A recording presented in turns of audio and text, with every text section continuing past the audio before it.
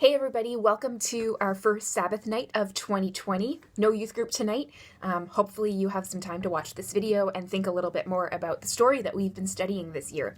So last week we did a really big overview of a whole bunch of Israel's journey story. And then we got cut off because we ran out of time, and so I'm going to pick up where we left off last week. So we skipped over Isaac and Ishmael and Jacob and Esau and Joseph and all his brothers, and we remembered that that whole story is how Israel ends up in Egypt as a huge nation. And then we ate some sour candies to remember how bitter the Israelites' lives had become by being slaves in Egypt. Then we learned the whole story of how God got them out of Egypt and into the desert, wandering around, and how God provided manna for them. He actually provided everything that they needed, but manna was especially a symbol of that kind of God's provision. And so we ate a Hershey Kiss, some chocolate, as to remind us of the sweetness of manna and how God provides for us, as he always has since the days of Israel. So the Israelites spent a bunch of time in the wilderness wandering around, and they did a lot of complaining. We talked a little bit about that and why they probably did so much complaining, because God was still providing for them. He sent them quail, he sent them manna, he poured water from the rock. It was amazing.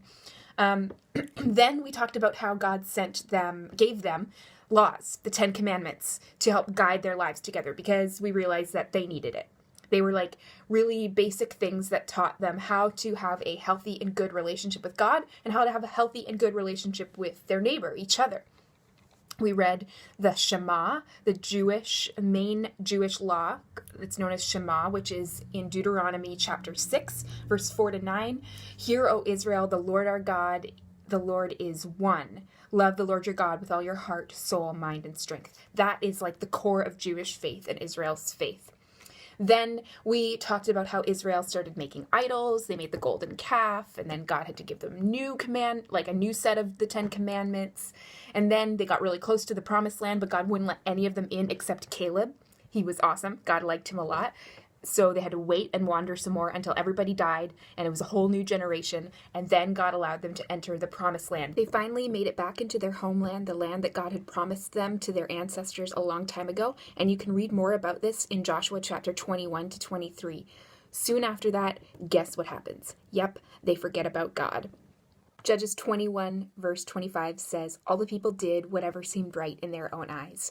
That's what happened. They stopped following God. And then remember last week we jumped to Jeremiah and we read one verse, but it didn't make sense, and I was really confused why it didn't make sense. That's because we were supposed to read verse 12, not verse 2.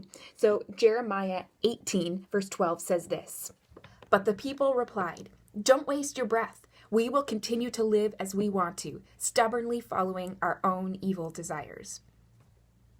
That kind of sums up how Israel responded to God.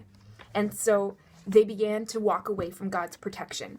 And when they began to do this, living in their own way, bad things started to happen to them. They became entangled in a lot of conflict and war. They continually were attacked by other nations. They were forced into slavery again. Isn't this true of our own lives? That when we walk away from God, things happen that make life hard because we don't have God with us, protecting us. I'm not saying that life is perfect when we have God, but we're more able to conquer things, and life is generally makes more sense when we have God in it. And so God had a plan for Israel. He sent them help.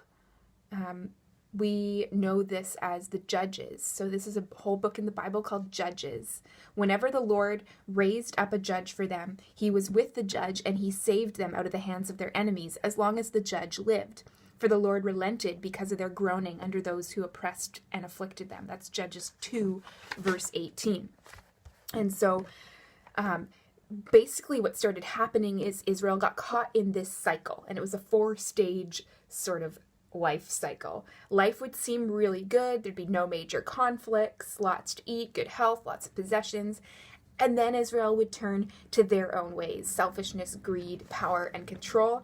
And then life would become not good, conflicts, defeat, hunger, poverty, slavery, pain, suffering.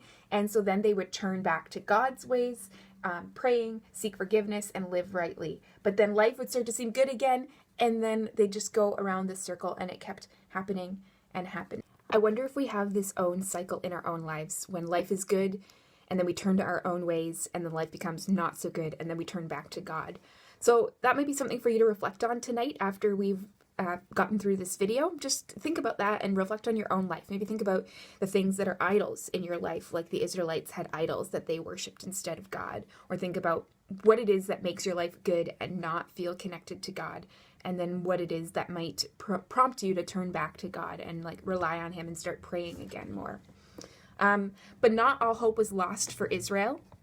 God, of course, had a plan, like he always does. And that's what we're going to talk about next week at Youth. We're going to talk about the season of the prophets, the people that God sent to speak hope and to bring hope to the people of Israel. There is always hope, my friends. I hope you have a wonderful night, a restful evening, and I look forward to seeing you next week.